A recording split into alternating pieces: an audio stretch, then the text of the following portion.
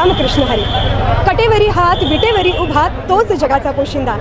आणि याच पंढरीत याच भाविकांसाठी सागर डेव्हलपर्स घेऊन आले आहेत भव्य ओपन प्लॉट प्रकल्प, ते सुद्धा दर्शन रांगेच्या अगदी जवळ. इथे पाठीमागे आहे दर्शन बारी. नगरपालिका हद्दीतील नियोजित आराखड्यातील 50 फूट डीपी रोड. संपूर्ण प्रोजेक्टमध्ये अंतर्गत street lights, plot demarcation, plantation आणि प्रत्येक प्लॉटला स्वतंत्र नळ कनेक्शन. संपूर्ण प्रोजेक्टला तारेचे कंपाऊंड. ज्येष्ठ नागरिकांना बसण्यासाठी बेंचेस. चला तर मग आत्ताच बुक करा मठासाठी किंवा आपल्या हक्काच्या घरासाठी आपल्या हक्काचा प्लॉट, तेही अगदी माफक दरात. ताज्या घडामोडी पाहण्यासाठी आमच्या YouTube चॅनलवरील PVR म्हणजेच पंढरी वार्ता या न्यूजला सबस्क्राईब करा आणि शेजारील बेल आयकॉनवर क्लिक करा.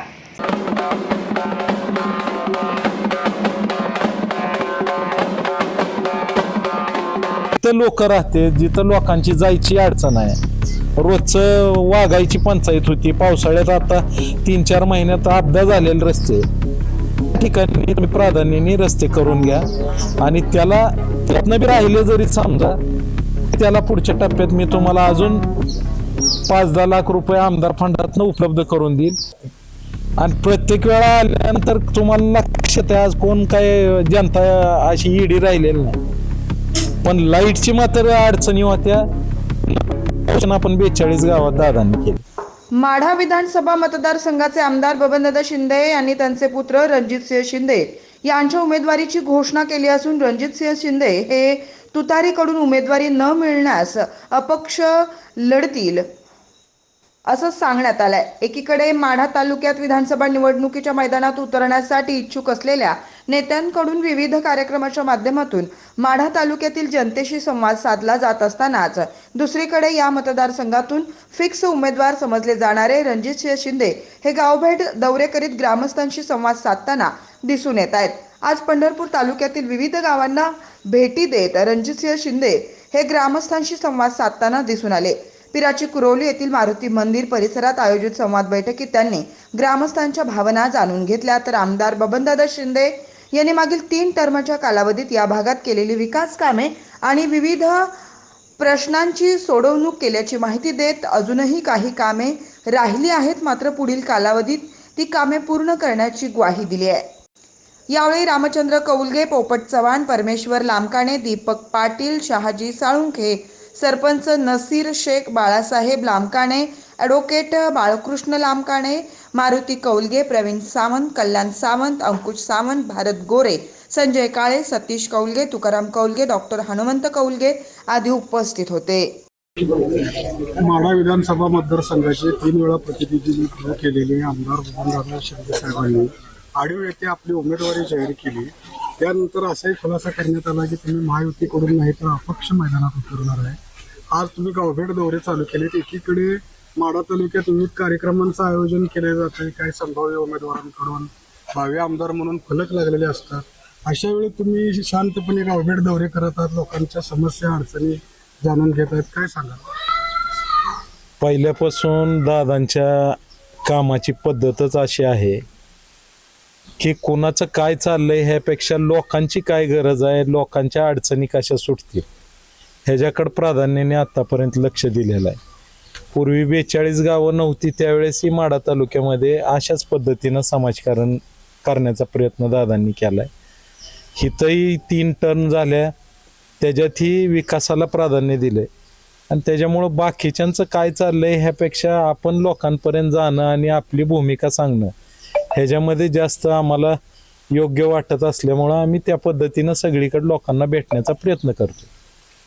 आपल्या तालुक्यातील पारंपरिक आपल्या विरोधकांनी नुकतीच बैठक घेतली. आमच्या 7 जणांपैकी कोणाला उमेदवारी दिली तरी आम्ही एकत्र लढू असं म्हटलेलं आहे. अशा वेळी तुम्ही शरदचंद्र पवार साहेबांच्या भेटीत तेही संभ्रमावस्थेत आहेत, काय सांगाल? सगळ्या आमच्या कार्यकर्त्यांचं आणि लोकांचं मत घेतल्यानंतर सगळ्या लोकांनी आम्हाला पवार साहेबाकडे जाण्यासाठी विनंती केली आणि त्याचाच भाग म्हणून दादांनी ह्या गोष्टीवरती त्यांचं मत सांगितलेलं होतं आणि म्हणून आम्ही पवार साहेबांकडे जाऊन त्यांच्याकडून उभा राहण्याची साहेबांना विनंती केलेली आहे. आता जो निर्णय पुढचा असेल तो शेवटी त्यांच्यावरती आहे. आणि तशा पद्धतीची भूमिका दादांनी मागच जाहीर केलेली आहे की आम्ही पवार साहेबांनी दिलं तर साहेबांकडनं, नाही दिलं तर अपक्ष राहायची भूमिका. या पंढरपूरच्या 42 गावांनी सदैव पाठबळ दिलेलं आहे. मताधिक्य मागील तीनही निवडणुकीत दिल्याचं दिसून आलेलं आहे. अशा वेळी असा आरोप केला जातोय की या ठिकाणचे रस्त्याचे अनेक प्रश्न प्रलंबित आहेत, खूप मोठी नाराजी आहे. आणि अशातच आता ऊसाच्या दराचा हाबडा आम्ही दिलेला आहे असं म्हटलं जात आहे. काय सांगाल यावर? ऊसाच्या दराच्या बाबतीमध्ये गेल्या वर्षी असंच जाहीर केलं, 3,000 रुपये आम्ही देणार. 3,000 रुपये शेवटच्या महिन्यातल्या लोकांना आतापर्यंत 3,000 मिळाले. उर्वरित त्यांच्या अहवालावरनं असं दिसून येतं की 2825 रुपये लोकांना मिळाले. आम्ही असल्या कुठल्याही गोष्टी गेल्या वर्षी जाहीर केलेल्या नव्हत्या. आम्ही 2900 दर दादांनी जाहीर केलता, त्याप्रमाणे 2900 दर दिलेला आहे. दर 10 दिवसाला पेमेंट लोकांना दिलेलं आहे. वाहनाचं कमिशन डिपॉझिट दिलेलं आहे. आणि फेब्रुवारीमध्ये 50 रुपये अनुदान, मार्चमध्ये 100 रुपये आणि एप्रिलमध्ये 150 रुपये. त्यामुळे शेवटच्या महिन्यात ज्याचा ऊस आला आहे त्याला 3150 रुपये दर मिळालेला. या मतदारसंघात त्या 42 गावातील विठ्ठल परिवार जो कल्याणराव काळे, भालके आणि युवराज पाटील, गणेश पाटील यांच्यासोबत राहत आलेला आहे, त्या विठ्ठल परिवाराने सदैव दादांना साथ दिलेली आहे. आताही विठ्ठल परिवाराने नुकतीच भोसे येथे बैठक घेतली होती. त्याच्यामध्ये त्यांच्याकडून अशी अपेक्षा व्यक्त करण्यात आली की जो उमेदवार आपल्याला विकास निधीतील 50% आपल्या समर्थकांच्या गावांना विकास कामांना पाठबळ द्यायचं. आज या ठिकाणी विठ्ठल परिवारातील काही नेते त्या बैठकीला असलेले उपस्थित आहेत. काय संदेश द्याल? प्रत्येक गावामध्ये ग्रामपंचायत कारभार करत असते आणि ज्या पार्टीची ग्रामपंचायत आहे, मग विठ्ठल परिवाराची असेल, पांडुरंग परिवाराची असेल किंवा अन्य कुठल्या इतरांची असेल, तर त्या ग्रामपंचायतीकडे निधी देत असताना प्रत्येक वेळा ग्रामपंचायतीची मदत लागते. आणि त्याच्यामुळं जी त्या ग्रामपंचायतीत सत्तेत आहेत त्यांना आपण ह्या निधी देत असताना त्यांना विश्वासात घेऊन देतो. परंतु ज्यांची ग्रामपंचायत नाही त्यांनी जरी आपल्याला काम मागितलं किंवा एखादं विकास कामासाठी निधी मागितला तरी आपण सगळ्या गावांमध्ये देण्याची भूमिका ठेवलेली आहे. आपण कधी आतापर्यंत गट तट बघून निधी दिलेला नाही. सगळ्या लोकांनी सहकार्य केलेलं असल्यामुळं विठ्ठल परिवारानेही सहकार्य केलं आणि त्याच्यामुळं कोणाला दुजाभाव करण्याचे काही कारण नाही. शेवटी लोक त्याच्या स्थानिक राजकारणामध्ये ढवळाढवळ नसावी अशी अपेक्षा आहे आणि आम्ही कधी ग्रामपंचायतीत हस्तक्षेप केलेलाही नाही आणि करायचं काही कारणही नाही. या ठिकाणी विजय शुगर ज्या वेळेला विठ्ठलराव शिंदे सहकारी साखर कारखान्याने लिलाव प्रक्रियेतून खरेदी केला, त्यावेळेला विजय शुगरकडे या परिसरातील अनेक तोडणी वाहतूकदार, ऊस पाठवलेले शेतकरी यांचे बिलं थकीत होते. अनेक लोकांच्या रकमा जवळपास त्या ठिकाणी अडकलेल्या आहेत. त्याचबरोबर विठ्ठल सहकारी साखर कारखान्याचे देखील 5 ते 6 कोटी रुपये त्या विजय शुगरकडे अडकलेले होते. अभिजित पाटील यांनी असा आरोप केलाय की घेणारे शांत राहिले आणि देणारे शांत राहिले, यात विठ्ठल परिवाराचं नुकसान झाले. काय सांगा? ह्याच्यामध्ये विठ्ठलराव शिंदे कारखान्याने युनिट नंबर 2 ज्यावेळेस खरेदी केलं त्यावेळेस ती कंपनी खरेदी केलेली नाही. त्या कंपनीची बँकेकडे गहाणखत असणारी मालमत्ता खरेदी आणि आज जे मालक होते पूर्वी त्यांच्याच ताब्यात आहे आणि त्याच्यामुळं त्या कंपनीचं येणं देणं जे काय आहे ती त्या जुन्या कंपनीच्या नावावर असल्यामुळं त्याचा विठ्ठलराव शिंदे कारखान्याचा काही संबंध येत नाही. आणि ही बँकेने लिलाव प्रक्रिया केल्यानंतर विठ्ठलराव शिंदे कारखान्याने त्याची मालमत्ता खरेदी केली, त्याला युनिट नंबर 2 असं नाव दिलंय आणि त्या ठिकाणी जे काय आत्तापर्यंतचं जे कामकाज आहे त्याची वेळेवर देणी येणी सगळी व्यवस्थित पार पाडलेली आहेत. त्याच्यामुळं पूर्वीच्या देण्याचा ही लोकांना दिशाभूल करण्याचा उपक्रम आहे आणि अशा पद्धतीचे बंपक स्टेटमेंट अनेक वेळा झालेले आहेत. लोकांना सगळ्या गोष्टी कळत आहेत.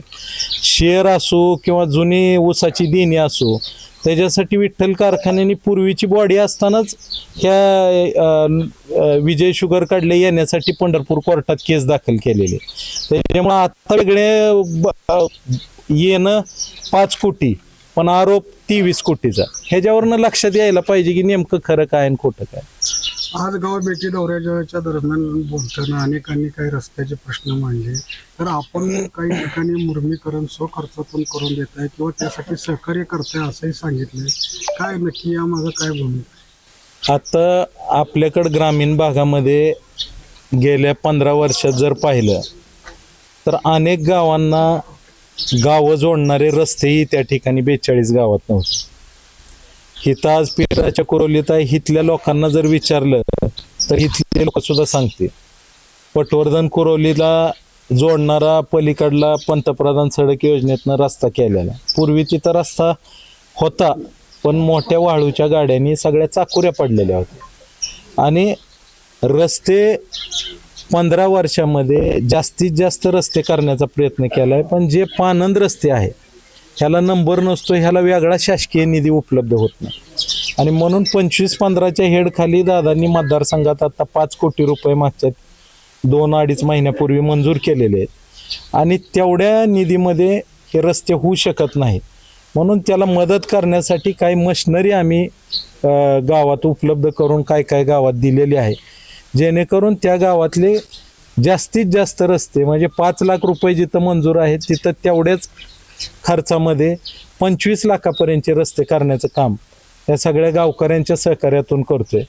आणि हे सगळं काम झाल्यानंतर ह्या पानंद रस्त्याचा बऱ्यापैकी पुढच्या काळात प्रश्न मिटणार आहे. कारण बागायत असल्यामुळे लोक वाड्या वस्त्यावर राहण्याचं प्रमाण जास्त आहे आणि त्यामुळे हे पानंद रस्ते करण्यावरती पुढच्या काळात आमचा भर राहणार आहे. लोकसभा निवडणुकीच्या वेळेला ज्या वेळेला तुम्ही गावभेट दौरे करीत होता त्यावेळेला तुमचे समर्थक संपर्कात असलेले मतदार तुम्हाला सांगताना दिसून येत होते की दादा एवढ्या वेळेला काही बोलू नका, बाळासाहेब एवढ्या वेळेला आम्हाला काही बोलू नका.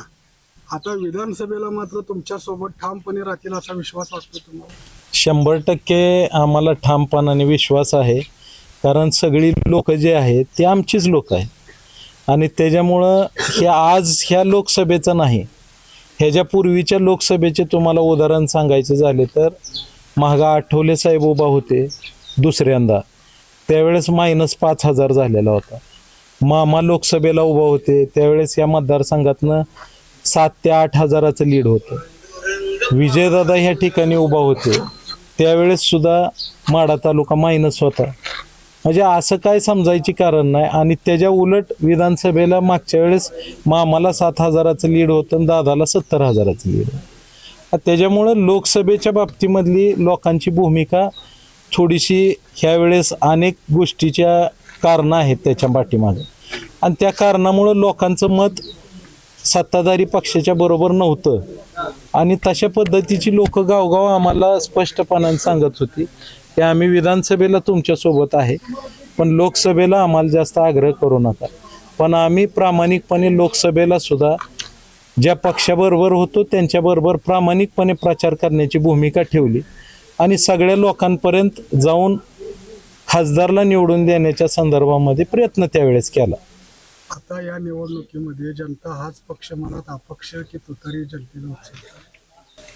आता ह्या निवडणुकीमध्ये जनतेची मागणी ज्या पद्धतीनं होती सुरुवातीलाच मी सांगितलंय की जनतेच्या सगळ्यांची मागणी असल्यामुळं सगळ्यांच्या विनंतीवरनं आम्ही पवार साहेबांची भेट घेतलेली आहे आणि पुन्हा एकदा दादांनी मागं सांगितलंय की आपण पवार साहेबांनी आपल्याला दिलं तर तुतारीकडनं उभा राहणार, नाही दिलं तर आपण अपक्ष उभा राहणार. हे दादांनी भूमिका पाठीमागं स्पष्ट केलेली आहे त्याच्यामुळे त्या भूमिकेशी आम्ही ठाम आहे.